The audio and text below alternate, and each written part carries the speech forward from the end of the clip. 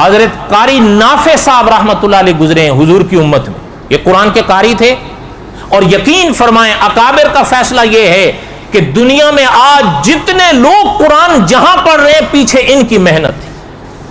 قاری نافع صاحب رحمۃ اللہ، ان کی قرات تھی، قاری تھے قرآن کے، ہر وقت قرآن کی تلاوت۔ لیکن جو بات آپ کو سنانی ہے آپ حیران ہوں گے، اکابر نے لکھا ہے ایسے بیٹھے ہوئے ہوتے تھے، بس بیٹھے ہوتے تھے، لیکن جب کسی مجلس پہ خدا کے قرآن کو پڑھنا شروع کر دیتے تھے تو منہ سے خوشبوؤں کے حوالے اٹھنے لگتے تھے۔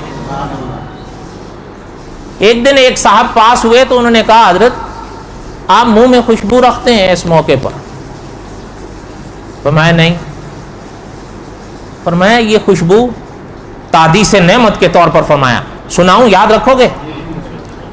فرمایا میں سچ آپ سے کہتا ہوں کہ مجھے قرآن سے محبت ہے، میں ہر وقت تلاوت کرتا رہتا ہوں۔ فرمایا یہ قرآن پڑھتا رہتا ہوں، ایک رات پڑھ رہا تھا حال طاری ہو گیا، سو گئے۔ فرمایا جب سویا تو میرے جیسے ہی عالم خواب میں آنکھ کھلی اس طرف خواب میں، فرمایا حضور کا رخ انور نظر آیا صلی اللہ علیہ وسلم۔ فرمایا میرے ہونٹوں پر قرآن کے الفاظ تھے، حضور کو دیکھا خاموش ہو گئے۔ فرمایا حضور نے آگے بڑھ کے میرے منہ کو چوم لیا۔ فرمایا میری آنکھ کھل گئی۔